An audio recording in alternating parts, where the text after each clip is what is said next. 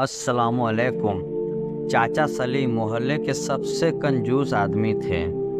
उसके घर कोई मेहमान चला जाए तो रस्मी गुलफतू के बाद पूछते हैं कि चाय तो नहीं पियेंगे ना, क्योंकि चाय बहुत नुकसानदेह है। हाँ, शरबत थोड़ा गर्म है, चलेगा क्या? केक बिस्किट वाली दुकान अभी बंद पड़ी है। क्या करूँ, समोसे वाला तो अभी तेल गरम कर रहा है। अभी काफ़ी वक्त लगेगा। आप कहाँ इतनी देर बैठे रहेंगे? बेचारा मेहमान ये सुनकर शर्मिंदा हो जाता है। एक दिन दोपहर को किसी फकीर ने उसके घर का दरवाज़ा खटखटाया। चाचा सलीम ने दरवाज़ा खोले बगैर पूछा, कौन है? फकीर बोला, बेटा मेहरबानी करो, मुझे कुछ पैसे दे दो। मेरे पास सब्जी है, रोटी खरीद कर खा लूँगा। चाचा सलीम ने बोला, जाओ जाओ, दफ़ा हो जाओ। नहीं है मेरे पास पैसा। पता नहीं कहाँ कहाँ से ऐसे भिखारी आ जाते हैं, मांगने के लिए खाने से दिल नहीं भरता। चाचा सलीम ने बेचारे फ़कीर को खूब बातें सुनाई। फ़कीर मायूस हो गया। आखिर उसकी ज़ुबान से बद्दुआ निकली, अल्लाह तुझे हमेशा खाने से दूर रखे, तू भी कुछ न खा सके। इतना कहकर वो फ़कीर वहाँ से चला गया।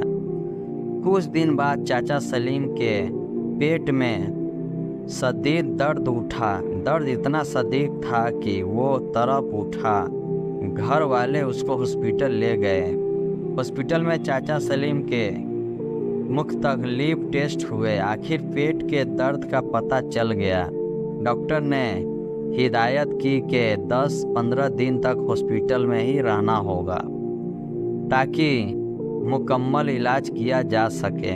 हॉस्पिटल से जब घर वापस आए तो कमजोरी से निठाल थे, बहुत बुरा हाल था। कई चीज़ हजम नहीं होती, दही भी खाते तो उल्टी हो जाती। डॉक्टर के पास जाते तो वो कहता कि शायद आपने पेट पर परहेजी की है। टेस्ट करवाते तो सब ठीक आता है। दवा वाकई से इस्तेमाल करने के बावजूद तबीयत संभलने में नहीं आ रही थी।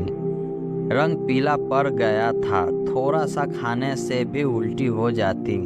चाचा सलीम की रातों की नींद उड़ चुकी थी। उनको मौत का खौफ होने लगा।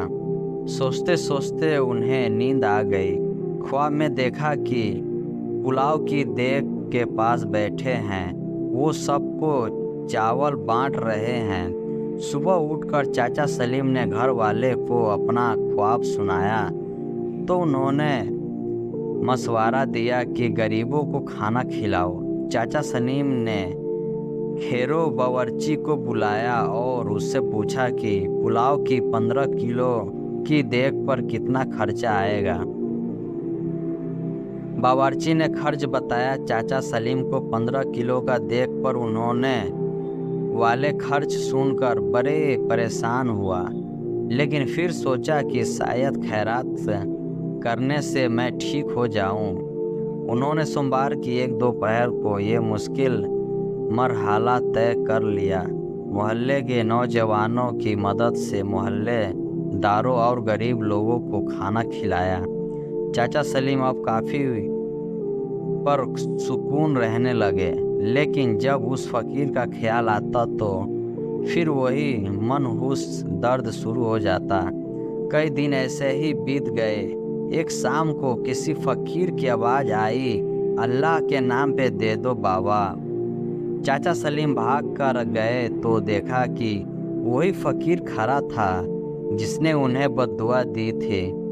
चाचा सलीम उस फकीर का हाथ पकड़कर अपने घर के अंदर ले आया। फौरन ही उन्होंने अपने बड़े लड़के को होटल से कई किस्म के खाने लाने के लिए भेजा। कुछ ही देर में लड़का होटल से बहुत से खाने ले आया।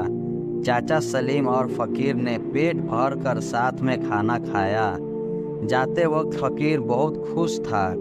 एक हफ्ता इलाज के बाद चाचा सलीम को मुकम्मल तौर पर सेहत याफ्त हो चुके थे।